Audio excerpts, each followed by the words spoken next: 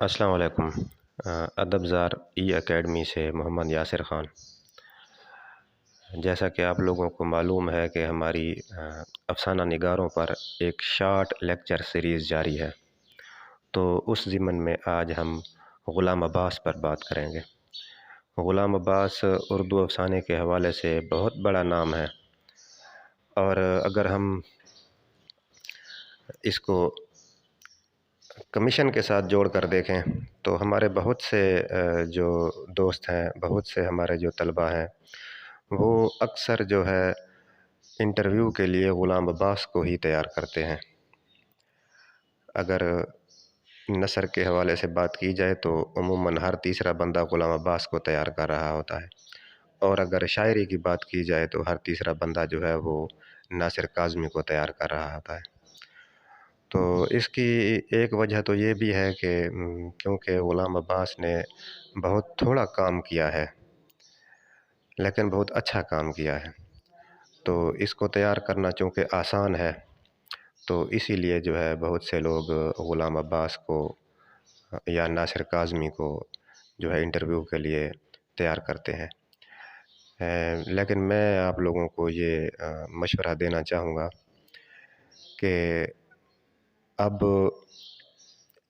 یہ جو ٹاپکس ہیں انٹرویو کے حوالے سے، جو ہم کسی شخصیت کو یا چند شخصیات کو تیار کرتے ہیں، تو اب یہ غلام عباس اور ناصر کاظمی اتنے زیادہ ریپیٹ ہو چکے ہیں کہ میرے خیال سے اب انٹرویو لینے والا بھی بور ہو گیا ہے کہ ہر تیسرا بندہ اپنی پسند غلام عباس کو بتا رہا ہے یا ناصر کاظمی کو بتا رہا ہے۔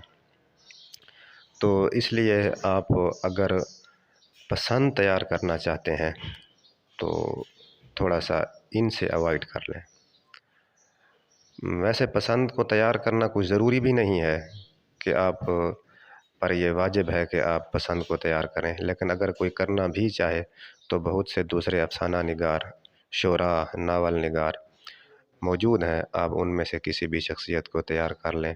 کوشش کریں شخصیت ہو یا کوئی بھی ٹاپک ہو، کوئی تحریک ہو یا قواعد کا کوئی بھی جو ہے کے حوالے سے کوئی موضوع ہو، تو تھوڑا سا اچھوتا موضوع ہو جو جس میں کچھ نیا پن ہو۔ تو اچھا، غلام عباس کی ہم آج بات کرتے ہیں۔ ہمیں اس کے بارے میں بطور اردو طالب علم معلومات ہونی چاہیے، چاہے ہم اسے انٹرویو کے لیے تیار کریں یا نہ کریں۔ تو پیدائش ان کی 17 نومبر 1909 میں امرتسر میں ہوئی۔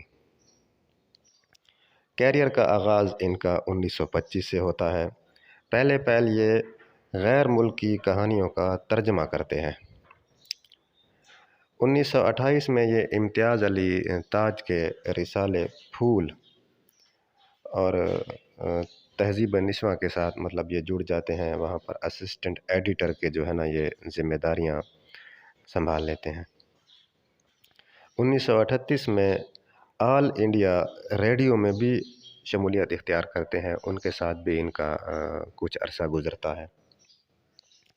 پھر جب پاکستان آزاد ہو جاتا ہے تو ریڈیو پاکستان کے ساتھ بھی ان کی وابستگی رہتی ہے،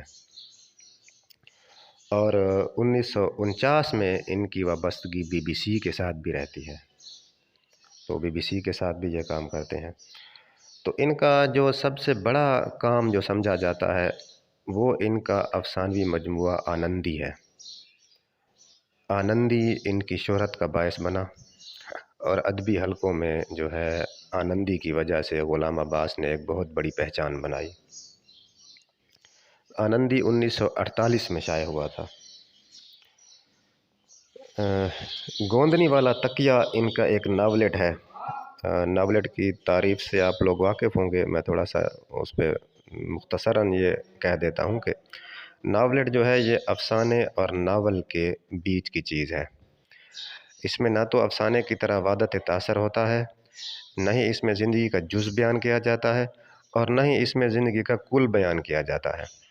اس کی طوالت کو بھی دیکھیں تو وہ بھی افسانے اور ناول کے بیچ میں ہے، اور اس کو اگر موضوع کے اعتبار سے دیکھیں تو وہ بھی افسانے اور ناول کے بیچ کی چیز ہے۔ تو ناولٹ ان کا گوندنی والا تکیہ 1936 میں جو ہے نا وہ ان کا شائع ہوتا ہے۔ ایک اور ان کا افسانوی مجموعہ ہے جاڑے کی چاندنی۔ 1960 میں جاڑے کی چاندنی جو ہے ان کا افسانوی مجموعہ شائع ہوتا ہے۔ تو اگر ہم ان کے اوائل کی بات کریں کہ شروع سے جب یہ ادب کی طرف یہ راغب ہوئے، تو سب سے پہلے انہوں نے جو ہے نا بچوں کے لیے چند کہانیاں اور چند افسانے لکھے تھے۔ تو اس میں تارا چند کے نام سے جو ہے نا انہوں نے ایک کتاب لکھی، وہ بھی بچوں کے حوالے سے تھی۔ اور پھر الحمرا کے افسانے جو ہیں یہ 1931 میں انہوں نے لکھے تھے، یہ بھی بچوں کے حوالے سے ہیں۔ بہرحال یہ اتنے مشہور نہیں ہیں، لیکن معلومات ہونی چاہیے کہ غلام عباس نے بچوں کے حوالے سے بھی کام کیا ہے جو ہے نا۔ تو ستارہ امتیاز سے بھی ان کو نوازا گیا تھا۔ اور رسائل کی اگر مزید بات کریں تو یہ جو ہے نیرنگ خیال، ہمایوں، سہیلی ان کے ساتھ بھی وابستہ رہے۔ اچھا، ایوب خان نے ایک کتاب لکھی تھی فرینڈز ناٹ ماسٹرز، صدر ایوب خان جو تھے، تو ان کی کتاب کا انہوں نے پھر اردو میں ترجمہ بھی کیا، جس کا نام تھا جس رزق سے آتی ہو پرواز میں کوتاہی۔ تو یہ صدر ایوب خان کی کتاب فرینڈز ناٹ ماسٹرز کا جو ہے نا یہ ترجمہ ہے جو غلام عباس نے کیا تھا۔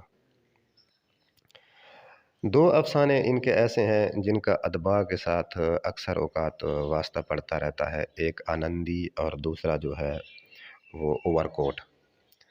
ایک تو اگر آپ لوگوں نے یہ افسانے نہیں پڑھے تو ان کو ضرور پڑھ لیں۔ عموماً آنندی اور اوور کوٹ کے بارے میں ٹیسٹ میں بھی سوالات آتے ہیں اور انٹرویو میں بھی یہ عموماً پوچھے جاتے ہیں۔ تو تھوڑا سا اگر ہم ایک لائن میں آنندی پر بات کریں، آنندی یقیناً بہت سے لوگوں نے پڑھا ہوگا، بڑا مشہور افسانہ ہے۔ تو اس میں جس طرح طوائفیں ہوتی ہیں، ایک محلے میں ہوتی ہیں، بلدیہ کا اجلاس ہوتا ہے، پھر ان طوائفوں کو اس محلے سے نکال کر شہر سے دور جو ہے نا ان کو بھیج دیا جاتا ہے، اور وہاں پر وہ طوائفیں پھر اپنے گھر آباد کرتی ہیں، اور آہستہ آہستہ وہاں پر لوگ جمع ہوتے ہوتے اور پھر ایک وہاں پر محلہ وجود میں آ جاتا ہے، اور پھر وہی محلہ، اس محلے کی بلدیہ پھر ایک اجلاس بٹھاتی ہے کہ اب ان کو یہاں سے نکالا جائے۔ تو بہرحال اس میں ایک پیغام دینے کی کوشش کی گئی ہے کہ برائی جو ہے اس کو ختم کرنے کے لیے وہ نظام ختم کیا جائے جو برائی کو جنم دیتا ہے، اور اس میں معاشرے کی ایک منافقت کو بھی دکھایا گیا ہے کہ معاشرہ ان کو پسند نہیں بھی کرتا، لیکن پھر بھی ان کے بغیر یعنی ان کے کوٹھوں پر جانے والے لوگ بھی اسی معاشرے کے ہوتے ہیں، ان کے محلوں کو آباد کرنے والے لوگ بھی اسی معاشرے کے ہوتے ہیں، اور دوسری طرف جو ہے ان کی مخالفت بھی کی جاتی ہے۔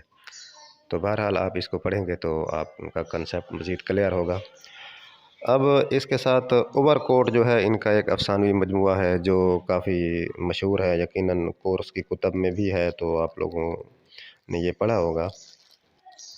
تو اوور کوٹ میں جو ہے وہ احساس محرومی کو موضوع بنایا گیا ہے کہ کس طرح ایک مفلس شخص جو ہے وہ مصنوعی طریقے سے معزز اور متمول بننے کی جو ہے نا وہ کوشش کرتا ہے، لیکن پھر ایک حادثہ اس کی ساری پول کھول دیتا ہے۔ تو یہ افسانہ بھی آپ پڑھیں، زبردست افسانہ ہے، اردو ادب کے مشہور افسانوں میں سے ہے۔ تو غلام عباس کی جو وفات ہے وہ 2 نومبر 1982 کراچی میں ان کی وفات ہوئی۔ تو یہ مختصر احوال تھا غلام عباس کے بارے میں۔ امید ہے کہ آپ لوگوں کو اس چھوٹے سے لیکچر سے ضرور فائدہ ہوا ہوگا۔ بہت شکریہ۔